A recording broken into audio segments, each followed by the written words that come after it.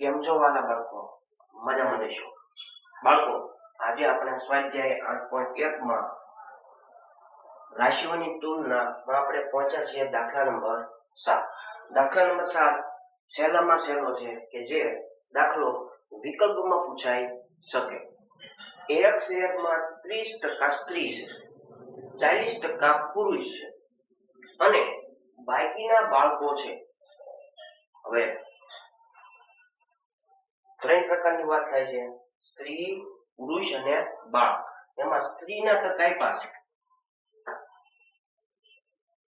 સ્ત્રી બરાબર 30%, પુરુષના ટકા પણ આપ્યા છે. પુરુષ બરાબર 40%. હવે બાકીના શું છે? બાળકો. આપણે જાણીએ છીએ ટકા કેટલા નીકળે? 100 નીકળે. હવે માની લો કે આપણી પાસે 100 રૂપિયા છે, એમાંથી 30 રૂપિયા વપરાઈ ગયા. પછી કેટલા રૂપિયા વપરાઈ ગયા? 40. તો કુલ કેટલા વપરાઈ ગયા? 40 ને 30 70. કેટલામાં વપરાઈ ગયા? 100 માંથી 70 રૂપિયા વપરાઈ ગયા. તો પાછળ વધ્યા કેટલા? 30. એ જવાબ કોનો હોય? બાળકોનો હોય. એટલે બાળકોના ટકા બરાબર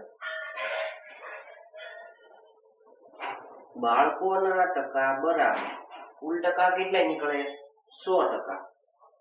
એ 100% માંથી તમારે શું બાદ કરવું પડે? તો કે સ્ત્રીના ટકા અને પુરુષના ટકા બાદ કરવા પડે. એટલે 30% માઈનસ 40%. હવે બધાની બાદબાકી કરી નાખો એટલે જવાબ આવે 30%. આ પહેલા દાખલાનો જવાબ.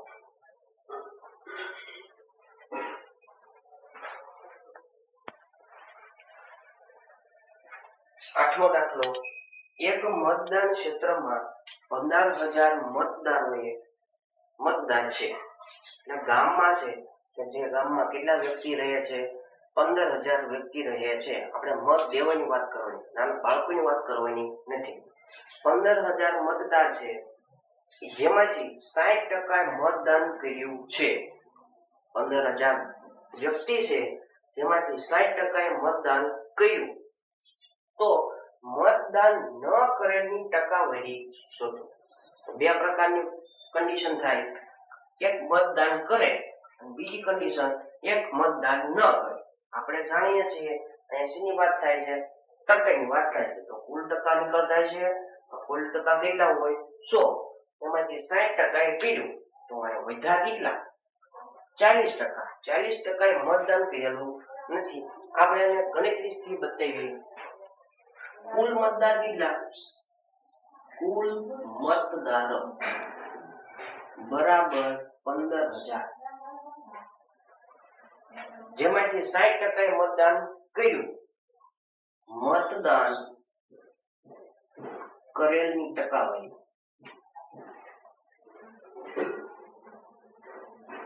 બરાબર 60%.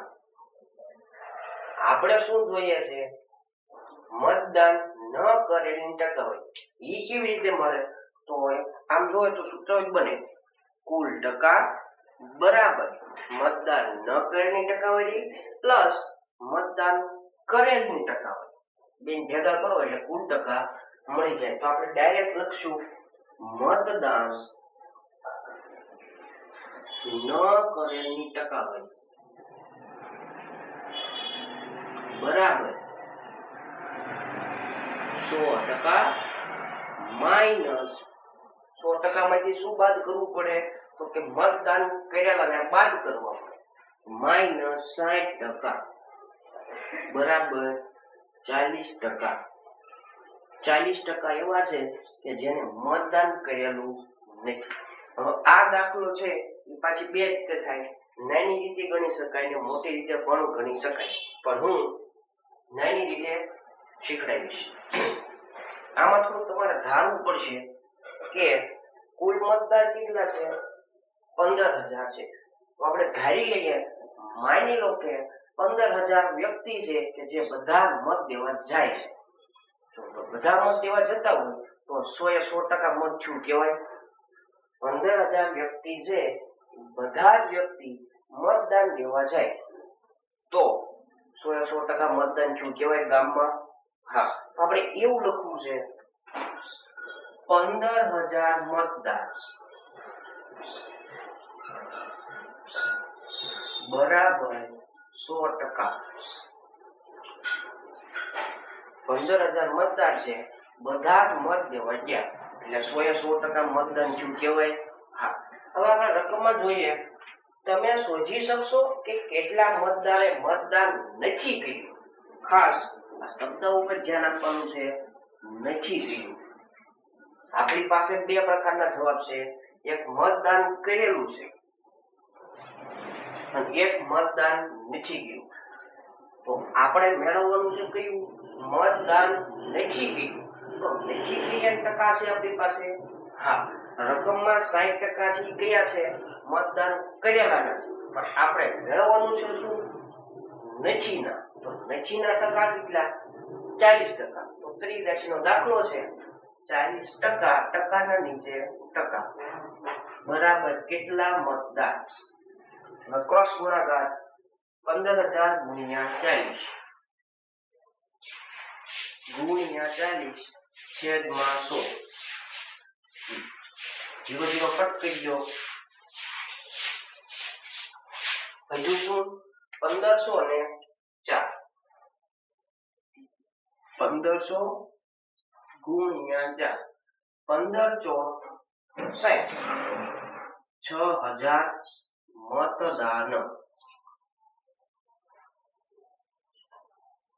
મતદારે મતદાન કરેલ નથી. આ એનો જવાબ.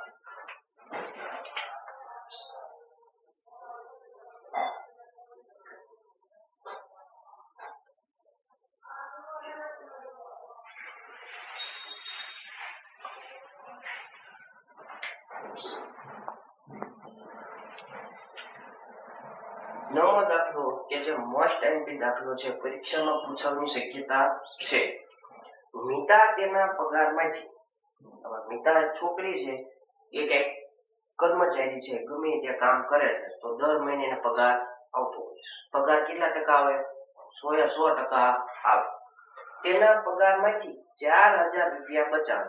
એટલે કે જે પૈસા પેલા આવ્યા હતા, માની લો કે આપણો પગાર કેટલો હતો?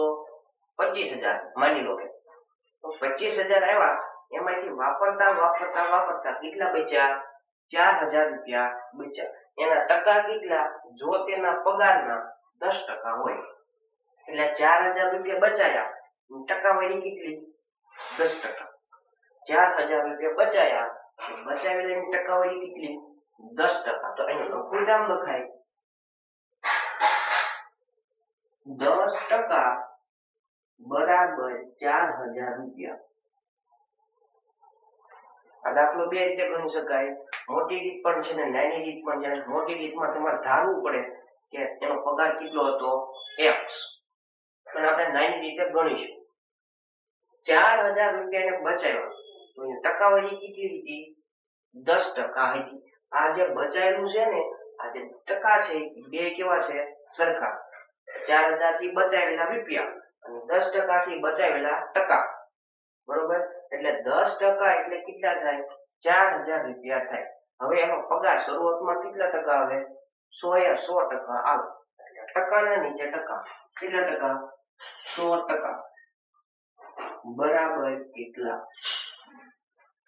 100% ક્યાંથી આવ્યા? તો કે પગાર પેલા શરૂઆતમાં કેટલા ટકા છે? 100% 25,000 પડ્યા છે ખાતામાં. હા, પછી વાપરતા 4,000 રૂપિયા થઈ ગયા. એના ટકા કેટલા ગયા? 10. 10% બરાબર 4,000. તો કુલ ટકા નીકળ્યા 100. ક્રોસ ગુણાકાર 100 ગુણ્યા 4,000 એના છેદમાં 10. 0 0 ઉડાડી. 100 ગુણ્યા 400 બરાબર 40,000 રૂપિયા.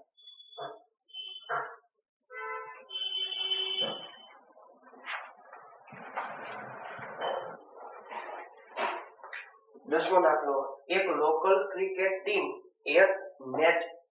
એક સિઝનમાં 20 મેચ રમે છે. એટલે કુલ મેચ છે 20 છે. એ 20 માંથી 25% મેચ જીતે છે. કુલ કેટલી રમે છે? 20 મેચ. એમાંથી કેટલા ટકા જીત્યા? 25% જીત્યા. તો તેઓ કેટલી મેચ જીત્યા હશે? આ બધા દાખલા છે કુલ બે પ્રકારની રીત છે, એક નાની રીત અને એક મોટી રીત. તો આપણે બધા દાખલા ત્રીજી રાશિની રીતે ગણીશું. આમાં પણ ધારવું પડે કેટલી મેચ છે. કુલ 20 મેચ છે. કુલ મેચની સંખ્યા છે 20. આપણે એવું ધારીએ કે 20 મેચ રમે છે. 20 મેચ રમે છે. આપણે એવું ધારીએ કે 20 મેચ છે એ બધી મેચ જીતી ગયા. 20 મેચ છે રમ્યા તો બધી મેચ જીતી ગયા. એનો મતલબ એવો થાય કે 100% જીતી ગયા કહેવાય. હા, તો 100%. 20 મેચ રમે છે એમાં બધી મેચ જીતી ગયા. એનો મતલબ 100% મેચ જીતા કહેવાય. એક હાર્યા કહેવાય નહીં.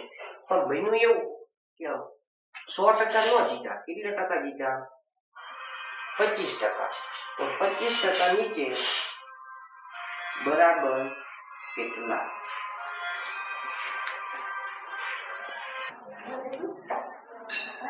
ગુણાકાર 25 ગુણ્યા 20 છેદમાં 100.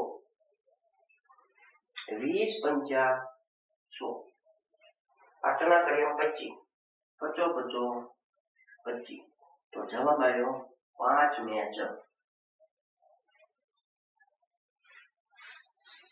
5 મેચ જીત્યા હશે.